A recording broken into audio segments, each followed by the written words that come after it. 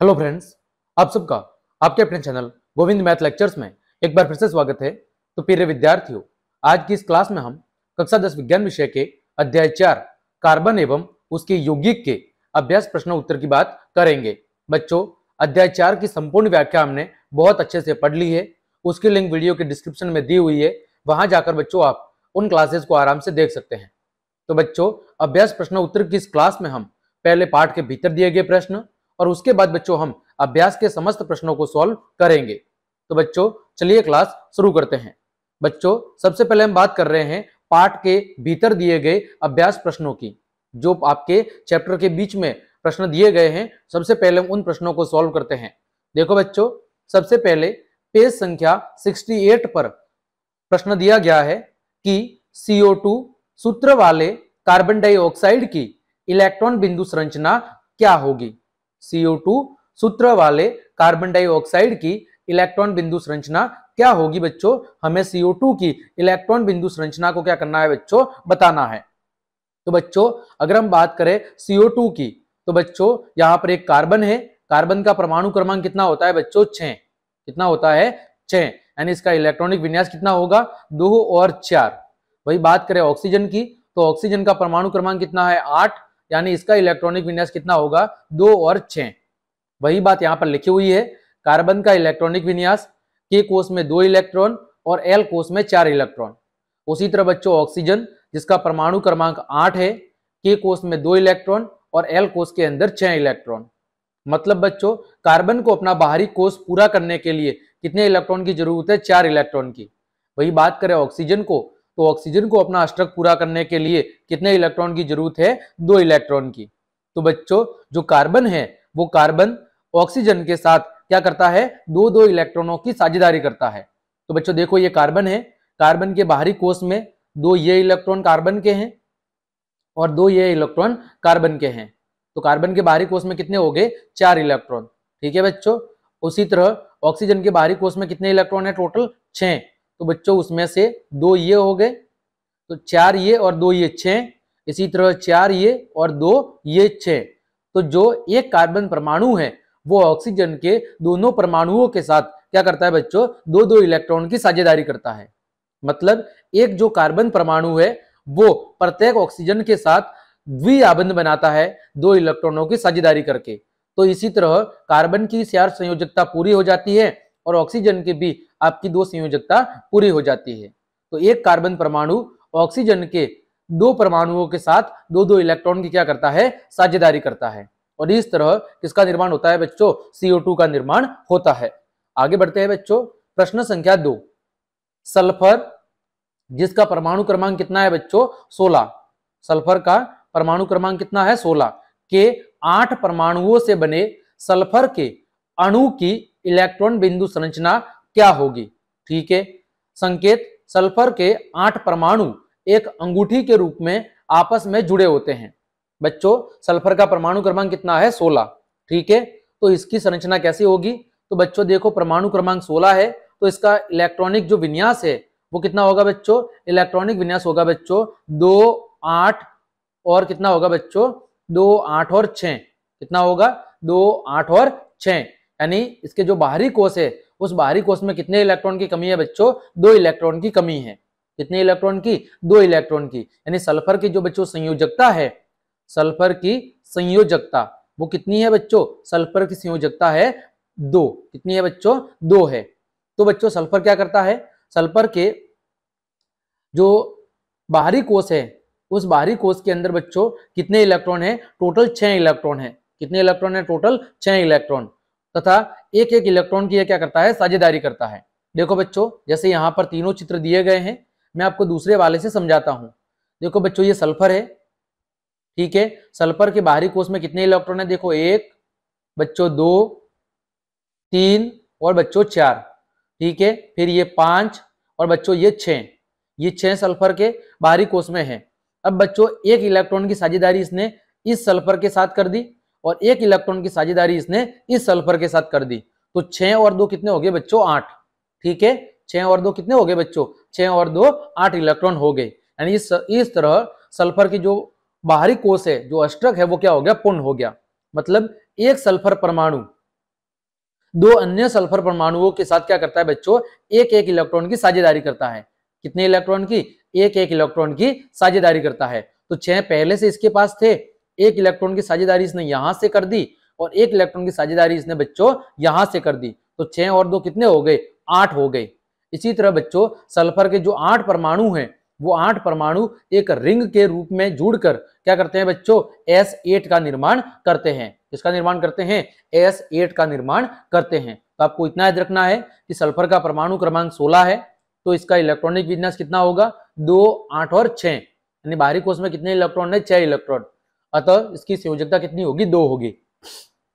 तो एक सल्फर परमाणु दो अन्य सल्फर परमाणुओं के साथ, यानी एक सल्फर है वो दो अन्य सल्फर परमाणुओं के साथ एक एक इलेक्ट्रॉन की साझेदारी करके क्या करता है, एकल आबंध बनाता है और अपनी संयोजकता को पूरा करता है। ठीक है बच्चों, और क्या बनाता है, S8 की संरचना बनाता है। आगे बढ़ते हैं बच्चों, आगे बात कर रहे हैं प्रश्न संख्या 76 पर प्रश्न की। पहला प्रश्न है बच्चों, पेंटेन के लिए आप कितने संरचनात्मक समावयवों का चित्रण कर सकते हैं। बच्चों संरचनात्मक समावयवी का मतलब क्या होता है कि एक ही जो हाइड्रोकार्बन है उसका अणुसूत्र तो समान हो लेकिन संरचना क्या है, अलग अलग। यानी एक ऐसा हाइड्रोकार्बन जिसका अणुसूत्र तो समान है लेकिन उसकी संरचना क्या है, अलग अलग है, उसे कहते हैं संरचनात्मक समावयवी। क्या कहते हैं, संरचनात्मक समावयवी। तो बच्चों पेंटेन के लिए हम 3 संरचनात्मक समावयवों का चित्रण कर सकते हैं। पेंटेन के लिए हम कितने संरचनात्मक समावयवी बना सकते हैं, 3 बच्चों, एक नॉर्मल पेंटेन, एक नियोपेंटेन और एक आइसोपेंटेन। बच्चों नॉर्मल पेंटेन में क्या होता है, बच्चों नॉर्मल पेंटेन के अंदर देखो मेथ, एथ, प्रोप, ब्यूट और पेंट, यानी कितने कार्बन है, 5 कार्बन। तो पांचों कार्बन एक श्रृंखला के रूप में क्या होते हैं, जुड़े होते हैं। ठीक है, ये क्या हो गया नॉर्मल पेंटेन, जिसमें बच्चों क्या होगा, CH3, CH2, CH2, CH2 और CH3। ये क्या है गया, नॉर्मल पेंटेन, जिसमें प्रत्येक कार्बन परमाणु एक सीधी श्रृंखला के रूप में जुड़ा हुआ है। पहला चित्र आपका दिया हुआ है नॉर्मल पेंटेन का। दूसरा पेंटेन है बच्चों नियोपेंटेन। दूसरा कौन सा चित्र है बच्चों, नियोपेंटेन। बच्चों नियोपेंटेन में होता क्या है कि जो एक कार्बन परमाणु है इसके साथ कार्बन परमाणु के साथ 2 मैथिल समूह क्या होते हैं, कुछ इस तरह जुड़े होते हैं। ठीक है, ये क्या हो गया बच्चों, ये हो गया नियोपेंटेन। और फिर बच्चों क्या है, आइसोपेंटेन। तो बच्चों नियोपेंटेन का सूत्र क्या होगा, CH3, फिर C, फिर बच्चों CH3, CH3 और बच्चों CH3। ये होगा कौन सा, आपका नियोपेंटेन। फिर बच्चों आपका आइसोपेंटेन, इसमें क्या होता है, एक मैथिल समूह शाखा के रूप में जुड़ा होता है। तो CH3, CH2, फिर बच्चों CH, यहां पर CH3, 1 2 3 और यहां पर बच्चों क्या हो जाएगा, CH3। इस तरह क्या होता है बच्चों आपका आइसोपेंटेन। तो देखो इन तीनों के लिए नॉर्मल पेंटेन, नियोपेंटेन और आइसोपेंटेन, इन तीनों के लिए सूत्र समान है। सूत्र क्या है बच्चों, C5, C5 और कितना होगा बच्चों, देखो 3 और 3 6, 6 और 6 12, C5H12। ये सूत्र तीनों के लिए समान है, नॉर्मल पेंटेन के लिए, नियोपेंटेन के लिए और आइसोपेंटेन के लिए। लेकिन तीनों की संरचना क्या है, अलग अलग है, इस वजह से इन्हें संरचनात्मक समावयवी कहा जाता है। ठीक है बच्चों, तो पेंटेन के कितने संरचनात्मक समावयवी है, 3, नॉर्मल पेंटेन, आइसोपेंटेन और नियोपेंटेन। आगे बढ़ते हैं बच्चों, आगे बात करते हैं प्रश्न संख्या 2 की। कार्बन के 2 गुणधर्म कौन से हैं जिसके कारण हमारे चारों तरफ कार्बन यौगिकों की विशाल संख्या दिखाई देती है। यानी कार्बन के अंदर ऐसे 2 कौन से गुण है जिसकी वजह से हमारे चारों ओर कार्बन की एक विशाल श्रृंखला या कार्बन यौगिकों की एक विशाल संख्या देखने को मिलती है।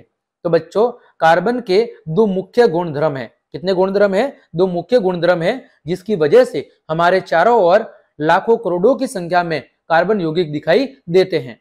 पहला गुण है बच्चों वो है श्रृंखलन का गुण।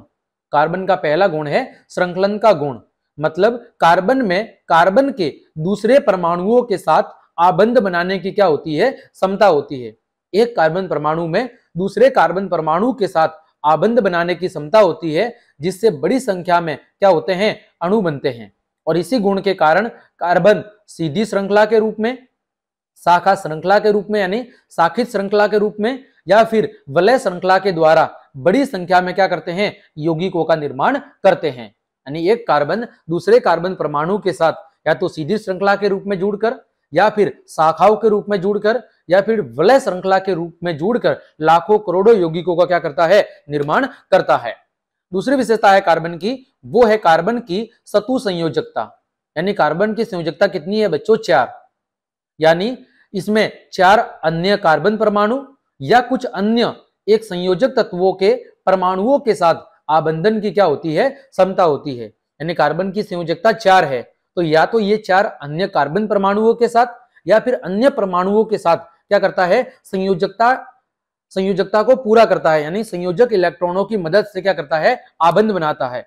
ऑक्सीजन, हाइड्रोजन, सल्फर, क्लोरीन और अनेक अन्य तत्वों के साथ क्या बनते हैं, कार्बन के यौगिक बनता है। यानी कार्बन है वो अपनी इस संयोजन क्षमता के कारण या तो कार्बन अन्य कार्बन के साथ या फिर अन्य परमाणु जैसे ऑक्सीजन, हाइड्रोजन, सल्फर, क्लोरीन, फिर ब्रोमीन, आयोडीन, ऐसे अनेक तत्वों के साथ क्या करता है, यौगिक बनाता है। और इसके कारण ही कार्बन यौगिकों की संख्या क्या होती है, विशाल होती है। तो बच्चों कार्बन के 2 गुण हैं, पहला श्रृंखलन यानी श्रृंखला बनाने का गुण, और दूसरा कार्बन की 4 संयोजकता। तो इन 2 गुणों के कारण ही हमारे चारों ओर कार्बन यौगिकों की एक विशाल संख्या दिखाई देती है। आगे बढ़ते हैं बच्चों, अगला प्रश्न है साइक्लोपेंटेन का सूत्र और इलेक्ट्रॉन बिंदु संरचना क्या होगी। तो हमें साइक्लोपेंटेन का क्या लिखना है, सूत्र लिखना है और उसकी इलेक्ट्रॉन बिंदु संरचना बतानी है। तो बच्चों साइक्लोपेंटेन का जो सूत्र है वो होता है C5H10। क्या होता है बच्चों, C5H10।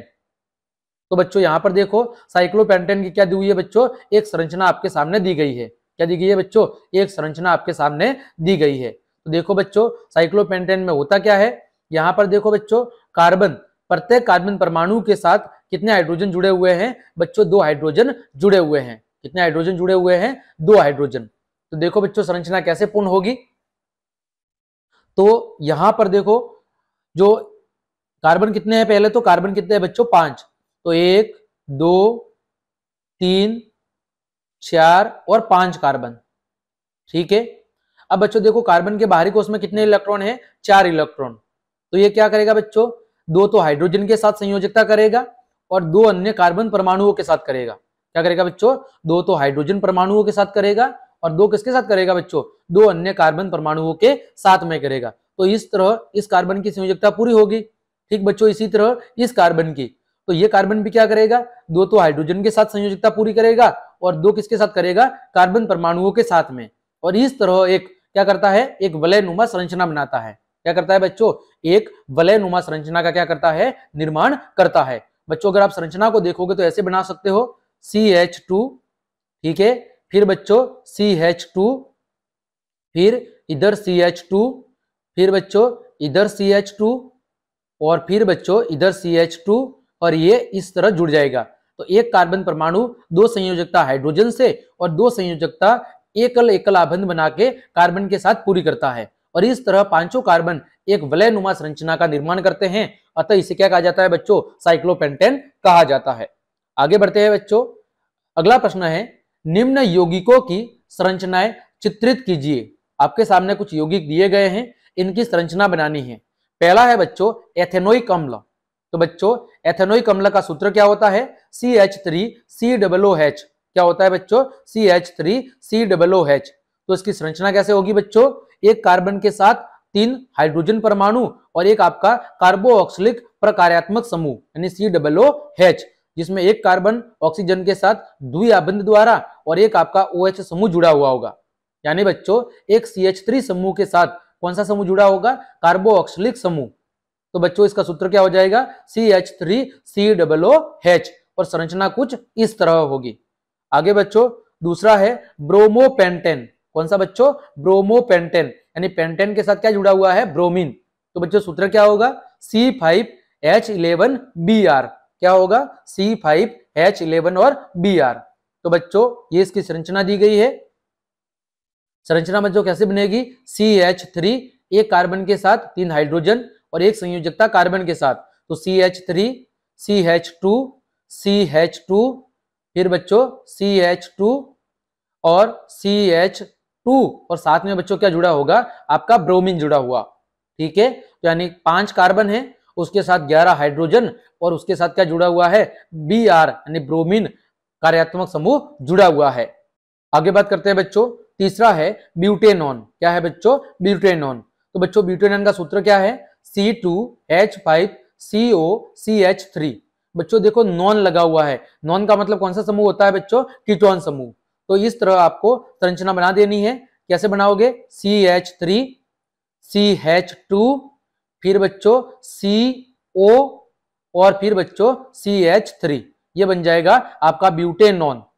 अगला है बच्चों चौथा हेक्सेनेल। क्या है बच्चों, हेक्सेनेल। तो बच्चों ये सूत्र थोड़ा गलत लिखा है, यहां पर होगा C5H11। क्या होगा बच्चों, C5H11CHO। तो बच्चों देखो C5, तो सबसे पहले ये संरचना आपके सामने बनेगी। इसका संरचनात्मक सूत्र क्या होगा, CH3 CH2 CH2 CH2 फिर बच्चों CH2 और अंत में होगा CHO। ठीक है, ये संरचना बन जाएगी बच्चों आपके हेक्सेनेल की। किसकी बनेगी बच्चों, हेक्सेनेल की। आगे बढ़ते हैं बच्चों, इसी में एक प्रश्न था कि जो ब्रोमोपेंटेन है क्या उसके संरचनात्मक समावयवी संभव है कि नहीं है। तो बच्चों हम कह सकते हैं कि जो हमारा ब्रोमोपेंटेन है उसके हम संरचनात्मक समावयवी बना सकते हैं।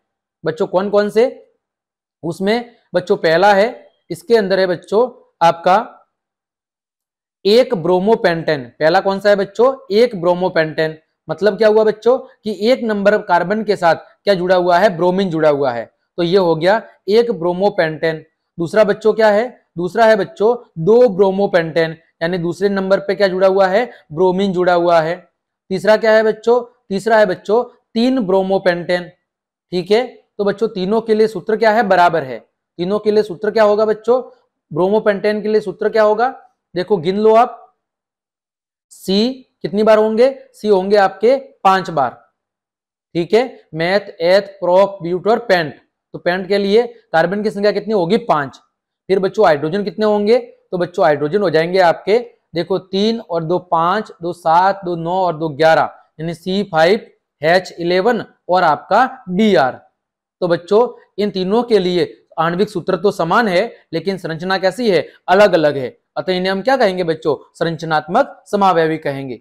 आगे बढ़ते हैं बच्चों, अगला प्रश्न है निम्नलिखित यौगिकों का आप नामकरण कैसे करेंगे।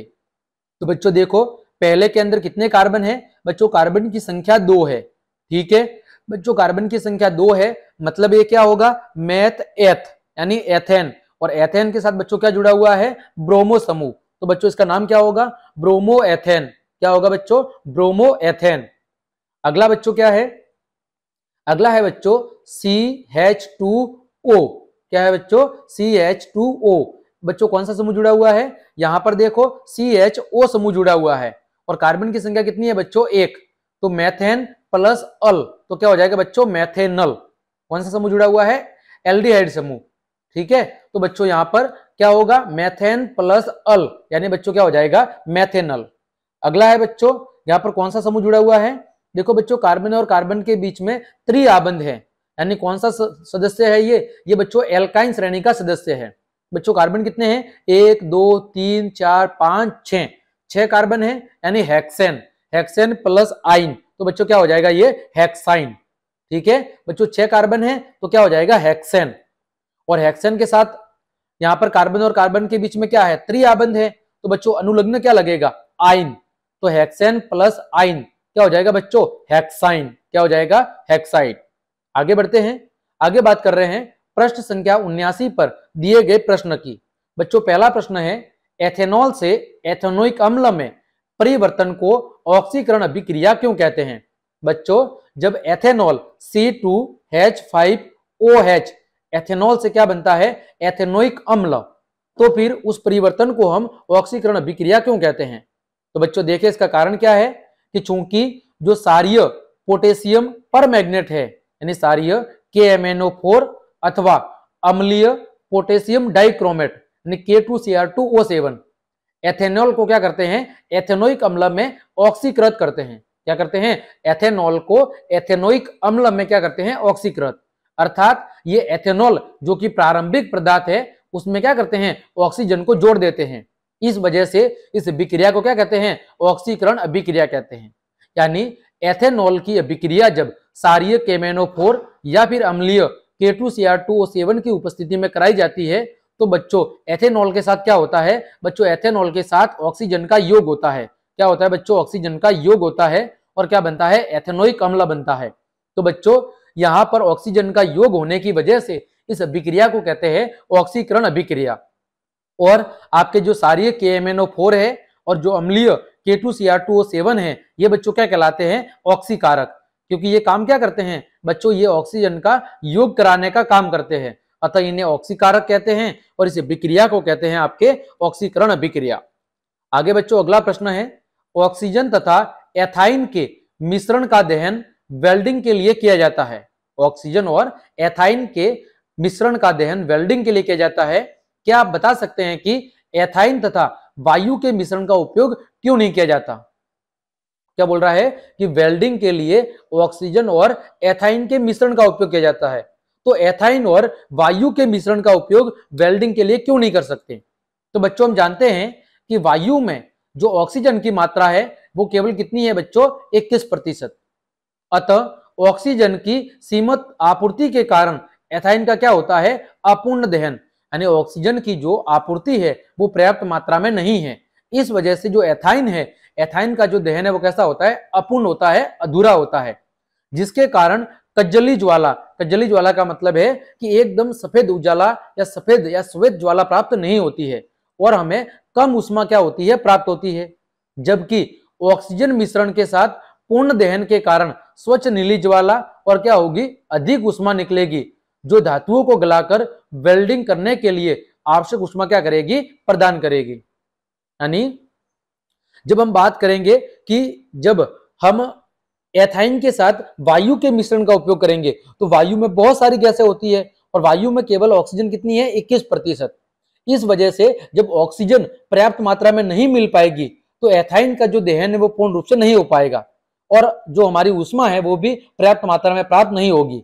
लेकिन जब हम एथाइन और केवल ऑक्सीजन का उपयोग करेंगे मिश्रण के रूप में तो वहां पर ऑक्सीजन पर्याप्त मात्रा में उपलब्ध होगी और जब ऑक्सीजन पर्याप्त मात्रा में उपलब्ध होगी तो एथाइन का पूर्ण दहन होगा और अधिक मात्रा में उष्मा उत्पन्न होगी। इस वजह से वो धातुओं को गलाने में सक्षम होगी। ठीक है, इस वजह से एथाइन और शुद्ध ऑक्सीजन का उपयोग वेल्डिंग के लिए किया जा सकता है, लेकिन एथाइन के साथ वायु के मिश्रण का उपयोग वेल्डिंग के लिए नहीं किया जा सकता है। ठीक है, आगे बढ़ते हैं। प्रश्न संख्या 83। पहला प्रश्न है, प्रयोग द्वारा आप एल्कोहल और कार्बोक्सिलिक अम्ल में कैसे अंतर कर सकते हैं? किसके अंदर? एल्कोहल और कार्बोक्सिलिक अम्ल में। तो बच्चों पहला है अम्ल प्रशिक्षण के जरिए। किसके जरिए? अम्ल परीक्षण के जरिए। तो बच्चों हम क्या करेंगे, दो परख नलियां लेंगे ए और बी। ठीक है, एक में हम क्या भरेंगे, एल्कोहल और दूसरे में क्या भरेंगे, कार्बोक्सिलिक अम्ल।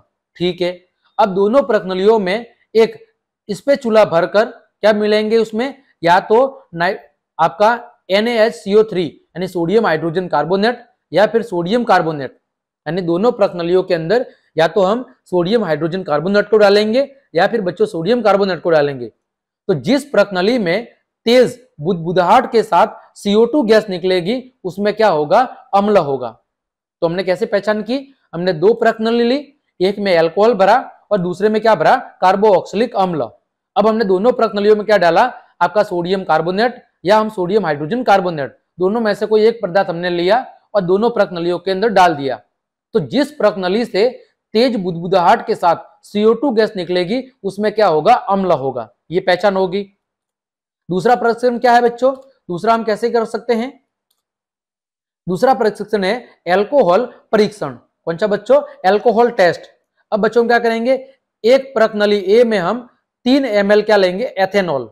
एथेनॉल मतलब बच्चों C2H5OH तथा 5% सारीय पोटेशियम पर मैग्नेट, उसमें हम एक एक बूंद करके डालेंगे।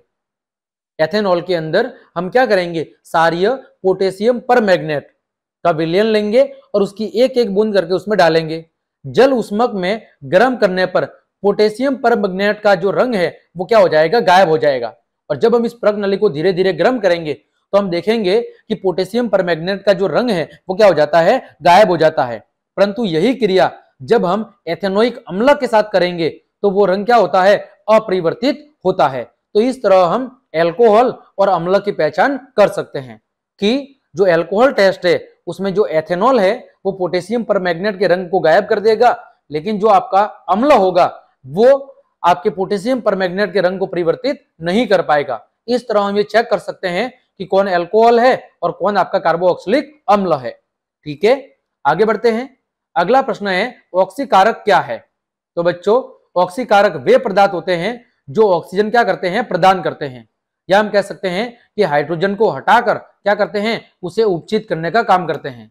जैसे अम्लीय K2Cr2O7, ठीक है, और क्षारीय KMnO4, ये क्या है, ऑक्सीकारक है, जो एथेनॉल को ऑक्सीजन प्रदान करके किसमें बदलने का काम करते हैं, एथेनोइक अम्ल में बदलने का काम करते हैं। यानी ये क्या करते हैं, ये ऑक्सीजन को प्रदान करते हैं, ऑक्सीजन का योग कराने का काम करते हैं। जैसे एथेनॉल है, जब एथेनॉल की अभिक्रिया क्षारीय KMnO4 या फिर अम्लीय K2Cr2O7 की उपस्थिति में कराई जाती है तो एथेनॉल से क्या बनता है, एथेनोइक अम्ल। यहां पर क्या होता है, एथेनॉल के साथ में ऑक्सीजन का योग होता है। ठीक है, इस वजह से ये अभिक्रिया कहलाती है ऑक्सीकरण अभिक्रिया, और जो ये पदार्थ है ये कहलाते हैं ऑक्सीकारक, जो ऑक्सीजन प्रदान करने की क्या रखते हैं, क्षमता रखते हैं। ठीक है बच्चों, आगे बात करते हैं प्रश्न संख्या 85 पर दिए गए प्रश्न की। देखो बच्चों, पहला प्रश्न है, क्या आप डिटर्जेंट यानी अपमार्जक का उपयोग करके बता सकते हैं कि कौन सा जल कठोर है और कौन सा कठोर नहीं है। तो बच्चों हम डिटर्जेंट अथवा अपमार्जक, ठीक है, इसके मदद से हम कठोर जल या मृदु जल की पहचान नहीं कर सकते, क्योंकि जो अपमार्जक है वो कठोर जल और मृदु जल दोनों के साथ ही आसानी से क्या करता है, समान झाग का निर्माण करता है। यानी जो अपमार्जक है वो कठोर जल या मृदु जल किसी भी प्रकार का जल हो सभी के साथ आसानी से क्या करता है, जाग बनाता है। अतः हम अपमार्जक का उपयोग करके ये नहीं बता सकते कि कौन सा जल कठोर है और कौन सा जल मृदु।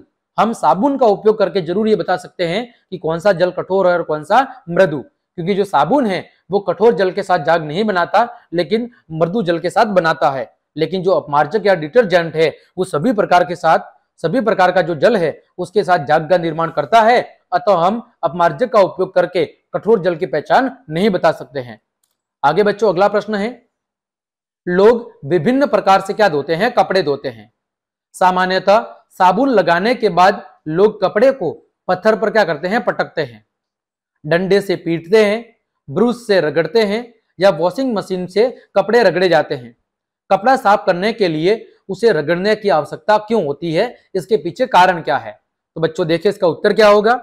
तो साबुन के जो अणु हैं वो लंबी श्रृंखला वाले कार्बोक्सिलिक अम्लों के या तो सोडियम या फिर पोटेशियम क्या होते हैं, लवण होते हैं।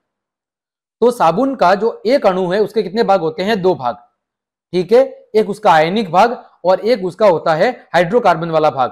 तो साबुन का जो आयनिक भाग है वो क्या होता है, जल के अंदर घुल जाता है, जबकि जो हाइड्रोकार्बन श्रृंखला वाला भाग होता है वो किसमें घुल जाता है, तेल में।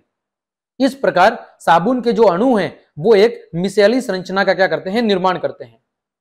तो साबुन के अणु का एक सिरा जो तेल कण की ओर और दूसरा जो आयनिक सिरा है वो कहां होता है, बाहर की ओर। साबुन के अणु के दो सिरे होते हैं, तो एक सिरा यानी जो कार्बन वाला सिरा है वो तेल की बूंद की ओर होता है और जो आयनिक सिरा होता है वो बाहर की तरफ होता है, पानी की तरफ, जिसकी वजह से क्या बनता है, जिसकी वजह से इमल्सन बनता है। क्या बनता है, इमल्सन। तो जब कपड़ों को पत्थर पर पटकते हैं, रगड़ते हैं या डंडे से पीटते हैं तो तेलीय या ग्रीज मैल से युक्त जो मिसेल है वो कपड़ों से हटकर कहां चली जाती है, पानी के अंदर चला जाता है। अतः साबुन का जो मिसेल है वो मैल को पानी में घुलाने में क्या करता है, मदद करता है, और हमारे कपड़े क्या हो जाते हैं, जिसकी वजह से हमारे कपड़े क्या हो जाते हैं, आसानी से साफ हो जाते हैं। ठीक है बच्चों, आगे बढ़ते हैं। आगे बात कर रहे हैं बच्चों हम अब अभ्यास प्रश्न उत्तर की, जो आपके पाठ के पीछे दिए गए हैं। ठीक है बच्चों, देखो पहला प्रश्न, एथेन का आणविक सूत्र C2H6 है, तो इसमें कितने संयोजक बंध है। देखो बच्चों C2H6, तो बच्चों कार्बन कितने हैं, 2, हाइड्रोजन कितने हैं, 6, तो बच्चों CH3 तो बच्चों यहां पर 6 बंध तो हो गए हाइड्रोजन के साथ और एक हो गया कार्बन और कार्बन के बीच में, तो कुल कितने बंध हो गए? 7 सहसंयोजक बंध हो गए। ठीक है, आगे बच्चों, ब्यूटेनॉन चतु कार्बन यौगिक है, इसमें प्रकार्यात्मक समूह कौन सा है? देखो बच्चों क्या लगा हुआ है? Butane plus on. तो बच्चों ब्यूटेन प्लस ऑन, ऑन किसका अनुलग्न होता है? कीटोन का। किसका होता है बच्चों? कीटोन का। तो यहां पर कौन सा समूह होगा? कीटोन समूह। कीटोन समूह में होता क्या है बच्चों? कार्बन के साथ एक क्या जुड़ा होता है? द्विआबंध के साथ ऑक्सीजन जुड़ा होता है। तो इसका सही उत्तर होगा कीटोन। आगे बच्चों, खाना बनाते समय यदि बर्तन की तली बाहर से काली हो रही है तो इसका मतलब क्या है? इसका मतलब है कि जो आपका ईंधन है वो ईंधन पूरी तरह से नहीं जल रहा है। ठीक है, आगे बच्चों, CH3Cl में आबंध निर्माण का उपयोग करके सहसंयोजक आबंध की प्रकृति समझाओ। इसमें बच्चों CH3Cl में, तो देखो बच्चों CH3Cl में 3 एकल बंध कार्बन के साथ और हाइड्रोजन परमाणुओं के बीच में जुड़े होते हैं। बच्चों CH3Cl में 3 सिंगल आबंध तो हाइड्रोजन के साथ और एक क्लोरीन के साथ जुड़ा होता है। देखो बच्चों चित्र में अगर बना के बताऊं आपको, तो बच्चों यहां पर कार्बन है, इसके साथ जो 3 बंध है वो 3 बंध एकल आबंध हाइड्रोजन के साथ और एक आपका किसके साथ जुड़ा होगा? क्लोरीन के साथ। तो वही बात लिखी गई है कि CH3Cl में 3 एकल बंध कार्बन और हाइड्रोजन परमाणुओं के बीच में और एक एकल बंध कार्बन और क्लोरीन के बीच में जुड़ा होता है। इस तरह कार्बन का जो अष्टक है वो क्या हो जाता है? पूर्ण, क्योंकि कार्बन के पास 4 इलेक्ट्रॉन पहले से हैं और 4 ये संयोजकता करके क्या कर रहा है? पूरा कर रहा है। तो इसके साथ कितने इलेक्ट्रॉन हो गए? इसके 8 इलेक्ट्रॉन पूरे हो गए, तथा प्रत्येक हाइड्रोजन के बाहरी कक्षा में 2 इलेक्ट्रॉन भी क्या हो जाते हैं? पूरे हो जाते हैं। हाइड्रोजन के पास 1 इलेक्ट्रॉन पहले से है और 1 इलेक्ट्रॉन की क्या कर रहा है? वो कार्बन के साथ साझेदारी कर रहा है। तो हाइड्रोजन के भी बाहरी कोष में 2 इलेक्ट्रॉन पूरे हो गए और क्लोरीन के बाहरी कोष में कितने इलेक्ट्रॉन होते हैं? 7। तो ये एक कार्बन के साथ क्या कर रहा है? एक इलेक्ट्रॉन की साझेदारी कर रहा है। तो इसके भी बाहरी कोष में 8 इलेक्ट्रॉन पूरे हो गए। अतः इलेक्ट्रॉन की साझेदारी द्वारा क्या बनता है? सहसंयोजक आबंध बनता है। देखो बच्चों चित्र दिया हुआ है यहाँ पर देखो बच्चों, एक कार्बन है, ये 3 हाइड्रोजन के साथ एक एक इलेक्ट्रॉन की साझेदारी कर रहा है और एक इलेक्ट्रॉन की साझेदारी किसके साथ कर रहा है? ये क्लोरीन के द्वारा। तो कार्बन के साथ 4 पहले से थे, 4 की इसने साझेदारी कर दी, तो कितने हो गए? 8। इसी तरह हाइड्रोजन की बाहरी कक्षा में 1 इलेक्ट्रॉन पहले से था और इसने एक एक इलेक्ट्रॉन की क्या कर दी? एक एक इलेक्ट्रॉन की इसने साझेदारी कर दी। तो हाइड्रोजन के बाहरी कोष में भी कितने हो गए? 2 इलेक्ट्रॉन पूरे हो गए। यानी हम कह सकते हैं कि जो एक कार्बन परमाणु है वो 3 हाइड्रोजन के साथ एकल आबंध के द्वारा और एक क्लोरीन के साथ एकल आबंध द्वारा जुड़ा होता है। इस तरह कार्बन की भी संयोजकता पूरी हो जाती है, हाइड्रोजन की भी और क्लोरीन की भी, और इसका निर्माण होता है CH3Cl का निर्माण होता है। ठीक है बच्चों, आगे बढ़ते हैं। अगला प्रश्न है, इलेक्ट्रॉन बिंदु संरचना बनाइए। पहला है एथेनोइक अम्ल। तो बच्चों एथेनोइक अम्ल का सूत्र क्या होता है? एथेनोइक अम्ल का सूत्र होता है बच्चों CH3COOH। क्या होता है? CH3COOH। तो ये आपको पहली संरचना बनानी है एथेनोइक अम्ल की।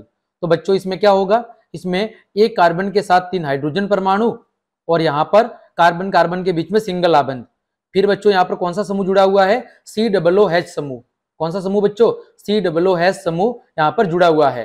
तो आपको यहाँ पर कार्बन की 2 संयोजकता ऑक्सीजन के साथ, एक OH समूह के साथ और एक इस कार्बन के साथ। तो इस तरह बच्चों दोनों कार्बन की जो संयोजकता है वो क्या हो जाएगी? पूरी हो जाएगी।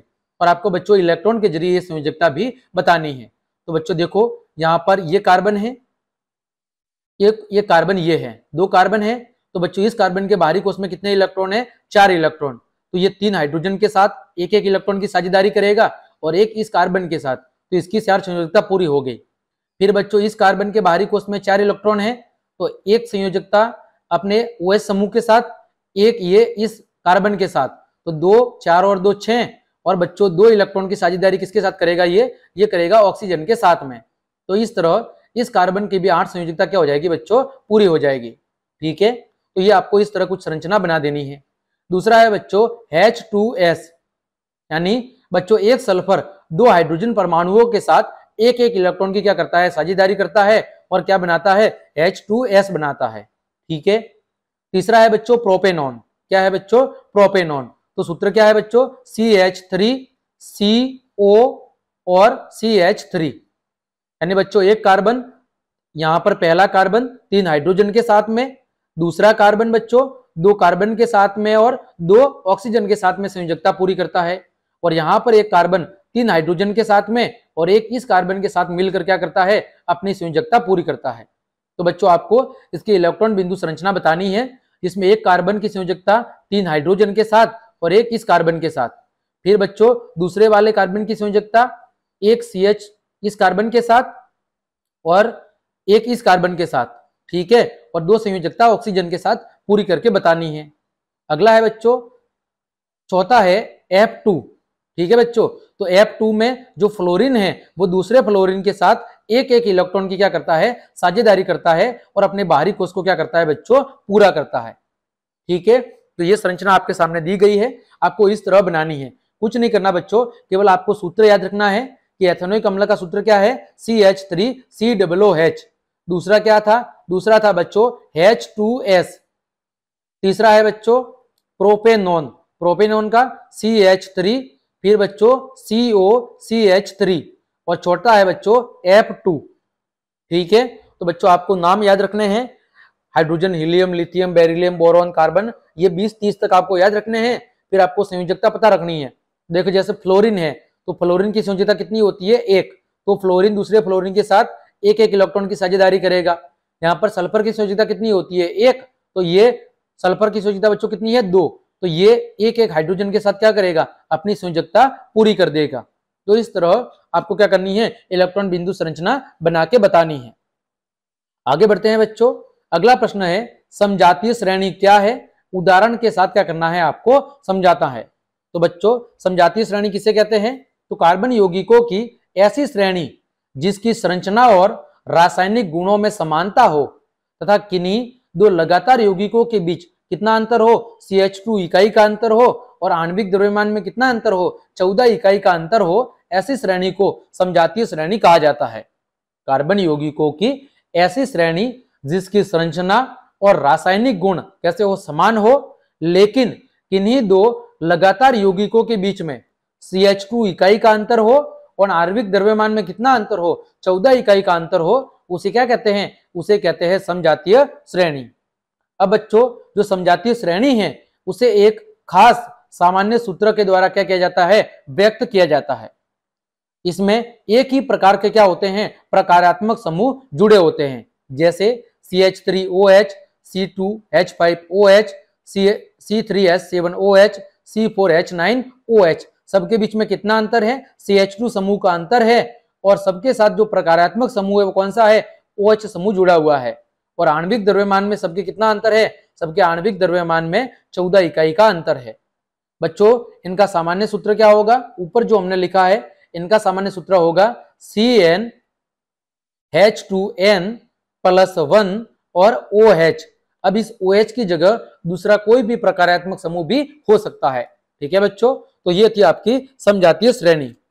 आगे बढ़ते हैं, भौतिक और रासायनिक गुणधर्मों के आधार पर एथेनॉल और एथेनोइक अम्ल में आप अंतर कैसे करेंगे, किसके आधार पर, भौतिक और रासायनिक गुणधर्मों के आधार पर। तो पहले बात करते हैं भौतिक गुणधर्मों के आधार पर अंतर। बच्चों एथेनॉल, एथेनॉल का सूत्र क्या है, C2H5OH, दूसरा है एथेनोइक अम्ल, सूत्र है CH3COOH। तो बच्चों एथेनॉल का क्वथनांक कितना होता है, 351 केल्विन, ठीक है। एथेनोइक अम्ल का क्वथनांक कितना होता है, 391 केल्विन। एथेनॉल का गलनांक कितना होता है, 156 केल्विन, और एथेनोइक अम्ल का 290 केल्विन। फिर एथेनॉल में एक विशिष्ट गंध होती है, वही एथेनोइक अम्ल की जो गंध है वो कैसी होती है, बहुत ही तीक्ष्ण होती है। दूसरा है बच्चों रासायनिक गुणधर्मों के आधार पर अंतर। बच्चों पहला पॉइंट है कि एथेनॉल के साथ सोडियम कार्बोनेट या फिर सोडियम बाइकार्बोनेट या सोडियम हाइड्रोजन कार्बोनेट की अभिक्रिया नहीं होती है। एथेनॉल के साथ सोडियम कार्बोनेट अथवा सोडियम बाइकार्बोनेट की अभिक्रिया नहीं होती है। वही एथेनोइक अम्ल ये सोडियम कार्बोनेट और सोडियम हाइड्रोजन कार्बोनेट विलयन के साथ बहुत ही तीव्र बुदबुदाहट देते हैं, क्योंकि वहां पर किसका निर्माण होता है, कार्बन डाइऑक्साइड गैस का निर्माण होता है। दूसरी विशेषता, एथेनॉल का लिटमस पत्र पर कोई प्रभाव नहीं होता, क्योंकि एक ऐसा पदार्थ है, यह उदासीन पदार्थ है। वही जो एथेनोइक अम्ल है ये नीले लिटमस को कैसा कर देता है, लाल, क्योंकि इसकी प्रकृति कैसी होती है, अम्लीय होती है। एथेनॉल में सारीय KMnO4 यानी पोटेशियम पर मैग्नेट डालने पर, क्षारीय पोटेशियम पर मैग्नेट डालने पर इसका रंग क्या हो जाता है, गायब हो जाता है। वही एथेनोइक अम्ल में क्षारीय KMnO4 डालने पर रंग गायब नहीं होता। ये दोनों के अंदर क्या है, रासायनिक गुणधर्मों में अंतर है। आगे बढ़ते हैं बच्चों। जब साबुन को जल में डाला जाता है तो मिसेल का निर्माण क्यों होता है? जब साबुन को जल के अंदर डाला जाता है तो मिसेल का निर्माण क्यों होता है? तो बच्चों, साबुन के अणु के कितने भाग होते हैं? 2 भाग। एक लंबी हाइड्रोकार्बन पूंछ जिसे हम जल विरागी सिरा कहते हैं, यानी ये जल के अंदर विलय नहीं होता लेकिन हाइड्रोकार्बन यानी तेल के अंदर विलय होता है। ठीक है। दूसरा है आयनिक सिरा, ये कैसा होता है, जल रागी, ये जल में विलय होता है लेकिन हाइड्रोकार्बन में विलय नहीं होता है। तो बच्चों, साबुन के अणु के 2 भाग है, एक जल रागी सिरा और दूसरा जल विरागी सिरा। जल रागी सिरा जल में विलय होता है और जल विरागी सिरा हाइड्रोकार्बन यानी तेल के अंदर विलय होता है। ये मिसेल का निर्माण दिया गया है। तो बच्चों, साबुन के अणु, साबुन का जो आयनिक भाग है वो जल के अंदर घुल जाता है तथा जल के अंदर होता है। वही जो हाइड्रोकार्बन पूंछ है वो जल के कहां होती है, बाहर होती है। जल के अंदर इन अणुओं की क्या होती है, एक विशेष व्यवस्था, जिससे जो हाइड्रोकार्बन सिरा है वो जल के बाहर बना रहता है, यानी वो तेल के अंदर रहता है। ठीक है। और ऐसा अणुओं का एक बहुत बड़ा गुच्छा बनने के कारण होता है, जिसमें जल विरागी पूंछ गुस्से के आंतरिक हिस्से में यानी तेल की तरफ होती है, जबकि उसका जो आयनिक सिरा है वो गुस्से की सतह पर यानी बाहर की तरफ जल की ओर होता है।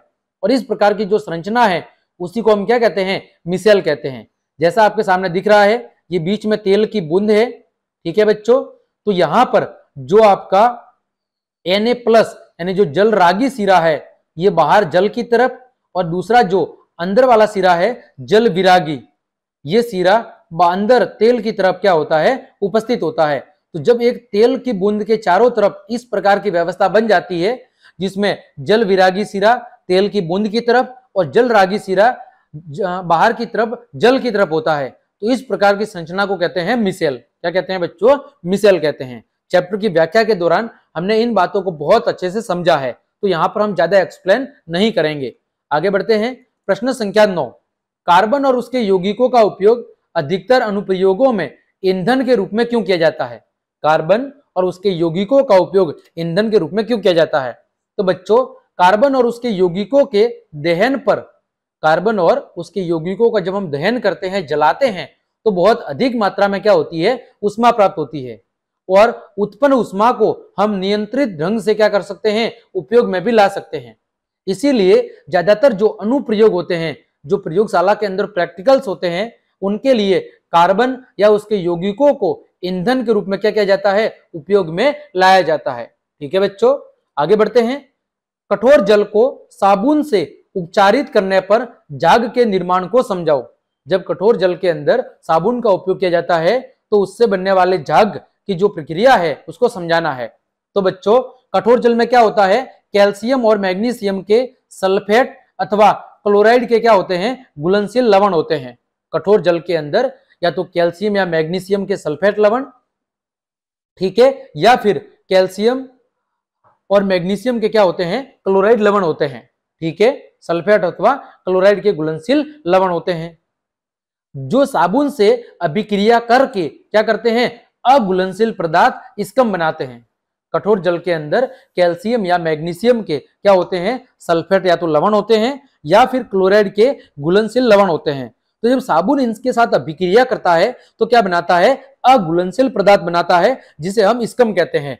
और इस अघुलनशील पदार्थ के कारण जो झाग है वो आसानी से नहीं बन पाते हैं, और साबुन का बहुत अधिक मात्रा में हमें क्या करना पड़ता है, उपयोग करना पड़ता है। ठीक है बच्चों। तो जब कठोर जल के साथ साबुन का उपयोग किया जाता है तो क्या बनता है, स्कम बनता है, और ये झाग के निर्माण को क्या कर देता है, रोक देता है। इस वजह से कठोर जल के साथ हमें अधिक मात्रा में साबुन का उपयोग करना पड़ता है। आगे बढ़ते हैं बच्चों। प्रश्न संख्या 11। यदि आप लिटमस पत्र लाल या नीला से साबुन की जांच करें तो क्या प्रेक्षण दिखाई देगा?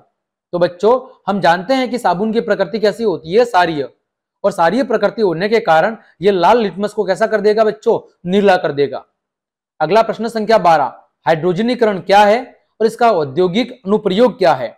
तो बच्चों, असंतृप्त हाइड्रोकार्बन में पैलेडियम अथवा निकल जैसे उत्प्रेरकों की उपस्थिति में, असंतृप्त हाइड्रोकार्बन में पैलेडियम अथवा निकल जैसे उत्प्रेरकों की उपस्थिति में हाइड्रोजन के योग होने से क्या होता है, संतृप्त हाइड्रोकार्बन बनता है और इसे कहते हैं हाइड्रोजनीकरण अभिक्रिया। क्या कहते हैं, हाइड्रोजनीकरण अभिक्रिया।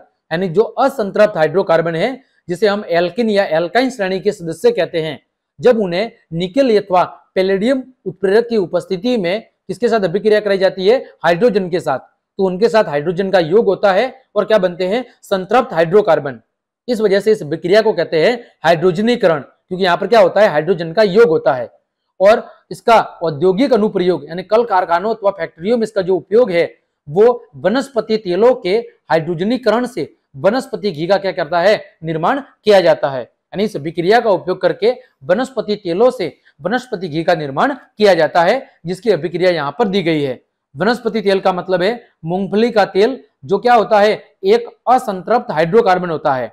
जब हाइड्रोजन के साथ इसकी अभिक्रिया निकेल अथवा पैलेडियम उत्प्रेरक की उपस्थिति में 473 केल्विन पर कराई जाती है तो किसका निर्माण होता है, वनस्पति घी का, जिसे हम डालडा कहते हैं या रत। ठीक है, और ये कैसा होता है, ये संतृप्त हाइड्रोकार्बन होता है। कैसा होता है, संतृप्त हाइड्रोकार्बन। आगे बढ़ते हैं बच्चों। दिए गए hydrocarbon C2H6, C3H8, C3H6, C2H6 और CH4 में किसमें संकलन अभिक्रिया होती है, यह आपको बताना है। तो बच्चों दिए गए हाइड्रोकार्बन्स में संकलन अभिक्रिया किसमें होगी, C3H6 में और C2H6 में। क्यों इनके साथ संकलन अभिक्रिया क्यों होगी, क्योंकि ये कौन से हाइड्रोकार्बन है, ये असंतृप्त हाइड्रोकार्बन है। कौन से हाइड्रोकार्बन है, असंतृप्त हाइड्रोकार्बन।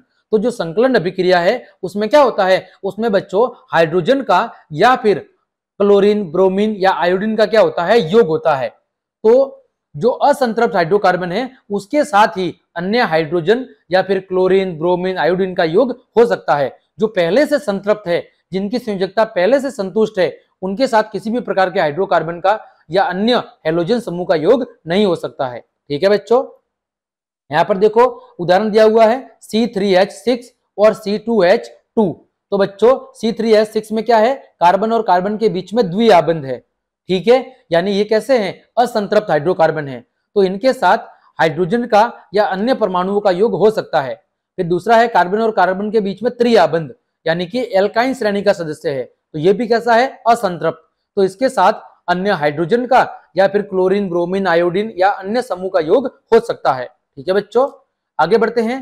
प्रश्न संख्या 14, मक्खन और खाना बनाने वाले तेल के बीच रासायनिक अंतर समझने के लिए एक परीक्षण बताइए। इसके बीच में, मक्खन और खाना बनाने वाले तेल के बीच में रासायनिक अंतर को समझने के लिए। तो बच्चों मक्खन क्या है, एक संतृप्त हाइड्रोकार्बन है, जबकि जो खाना बनाने वाला तेल है वो कैसा है, असंतृप्त हाइड्रोकार्बन है। अब हम टेस्ट कैसे करेंगे, पहला है ब्रोमीन जल के द्वारा। तो दो अलग अलग परख नली लेकर एक में तेल लेंगे और दूसरे में मक्खन लेंगे। हम दो परख नली लेंगे, एक में तेल और एक में मक्खन। अब दोनों परख नलियों में हम ब्रोमीन जल की क्या करेंगे, कुछ बूंदे डालेंगे और दोनों परख नलियों को धीरे धीरे क्या करेंगे, गर्म करेंगे। तो जब हम धीरे धीरे गर्म करेंगे तो जो तेल वाली परख नली है उसमें ब्रोमीन जल का जो रंग है वो क्या हो जाएगा, गायब हो जाएगा। ठीक है, धीरे धीरे जब हम परख नली को गर्म करेंगे तो जिस परख नली के अंदर तेल था उसमें से जो ब्रोमीन का रंग है वो क्या हो जाएगा, गायब हो जाएगा। अब बात करें दूसरा टेस्ट क्या है, सारीय पोटेशियम परमैंगनेट के द्वारा। तो बच्चों जब सारीय पोटेशियम परमैंगनेट के साथ तेल यानी असंतृप्त हाइड्रोकार्बन है जिसका रंग कैसा होता है, गुलाबी रंग। तो बच्चों जब तेल की अभिक्रिया यानी उस तेल के अंदर हम क्या करेंगे, सारीय केमेनोफोर डालेंगे, तो जो असंतृप्त हाइड्रोकार्बन जिसका गुलाबी रंग था तेल का, वो तेल का गुलाबी रंग क्या हो जाएगा, गायब हो जाएगा। तो इस तरह इन दो परीक्षण के द्वारा हम खाना बनाने वाला आपका तेल और मक्खन, जो कि एक संतृप्त हाइड्रोकार्बन है और एक असंतृप्त हाइड्रोकार्बन है, दोनों की हम क्या कर सकते हैं, अंतर कर सकते हैं, जांच कर सकते हैं। ठीक है, आगे बढ़ते हैं। प्रश्न संख्या 15, साबुन की सफाई प्रक्रिया की क्रिया विधि समझाए। बच्चों चैप्टर की व्याख्या के दौरान हमने बहुत अच्छे से समझी है, तो यहाँ पर हम ज्यादा चर्चा नहीं करेंगे। अगर आपको बहुत ज्यादा व्याख्या में समझना है तो आप चैप्टर की व्याख्या वाली क्लास जरूर देखें। देखो बच्चों तो साबुन के जो अणु है वो लंबी श्रृंखला वाले वसीय अम्लों के या तो सोडियम लवण होते हैं या पोटेशियम लवण। इसके कितने भाग होते हैं? 2 भाग, एक लंबी हाइड्रोकार्बन पूंछ और दूसरा छोटा आयनिक सिरा। ठीक है, तो एक तो लंबी हाइड्रोकार्बन पूंछ होती है जो कि तेल के अंदर क्या होती है? घुलनशील, और दूसरा होता है आयनिक सिरा जो किसके अंदर? जल के अंदर घुलनशील होता है। यानी एक सिरा होता है जल रागी जो जल में घुलनशील होता है और दूसरा जल विरागी जो तेल के अंदर घुलनशील होता है। ठीक है, साबुन का सूत्र क्या है? C5H31COONA या C17H31H33COONA, ये साबुन के सामान्य सूत्र है। ठीक है, अब बच्चों ये सूत्र किसका दिया हुआ है? मिशेल का। मिशेल क्या होती है हमने बहुत अच्छे से समझा है। अब बच्चों हम बात करते हैं साबुन की सफाई प्रक्रिया की। तो बच्चों जब पानी के अंदर साबुन को घोला जाता है, जब पानी के अंदर साबुन को घोला जाता है तो इसका जो जल रागी सिरा है वो जल में घुलनशील होता है और दूसरा जो जल विरागी सिरा होता है वो जल में क्या होता है? अघुलनशील होता है। लेकिन जो जल विरागी सिरा है यानी जो हाइड्रोकार्बन वाला सिरा है वो तेलीय मैल और वसा आदि में क्या होता है? घुलनशील होता है। किसी कपड़े या वस्तु पर साबुन के जो अणु हैं वो अपने आप को इस प्रकार व्यवस्थित करते हैं कि जो आयनिक सिरा है वो जल के अंदर और जो हाइड्रोकार्बन पूंछ है वो क्या होती है? वो जल के बाहर होती है, यानी तेलीय वाले भाग की ओर होती है। और ऐसा क्यों होता है? तो ऐसा अणुओं का बहुत बड़ा गुस्सा बनने के कारण होता है। किसकी वजह से होता है? अणुओं का बहुत बड़ा गुस्सा बनने की वजह से होता है। ठीक है बच्चों, जिसमें जो जल विरागी है वो जल विरागी पूंछ गुस्से के आंतरिक हिस्से में होती है। कहां पर होती है? गुस्से के आंतरिक हिस्से में। जबकि जो आयनिक सिरा है वो गुस्से की सतह पर होता है। जल विरागी पूंछ का मतलब है कि जो हाइड्रोकार्बन वाली पूंछ है वो उस तेलीय मैल की तरफ होती है, अंदर की तरफ, और जो आयनिक सिरा है, जल रागी सिरा है, वो बाहर जल की तरफ होता है, गुस्से की सतह पर। तो इस प्रकार की जो संरचना है उसे बच्चों हम क्या कहते हैं? उससे बच्चों हम कहते हैं मिशेल। क्या कहते हैं? मिशेल। तो जो तेलीय मैल है वो मिशेल के केंद्र में क्या हो जाता है? एकत्रित हो जाता है, और फिर जो मिशेल है वो विलयन में कोलाइड के रूप में बना रहता है। किसके रूप में? कोलाइड के बिन में। और जब आयन और आयन के बीच में क्या होता है? विकर्षण यानी प्रतिकर्षण होता है, तो उसकी वजह से जो आपका कोलाइडी विलयन है वो अवक्षेपित नहीं होता, यानी ठोस पदार्थ का रूप धारण नहीं करता है। अतः मिशेल में तैरता हुआ जो मैल है वो रगड़कर, मिशेल में तैरता हुआ जो मैल है वो रगड़कर या डंडे से पीटकर वहां से क्या हो जाता है? आसानी से अलग हो जाता है, या हम उसे आसानी से हटा सकते हैं।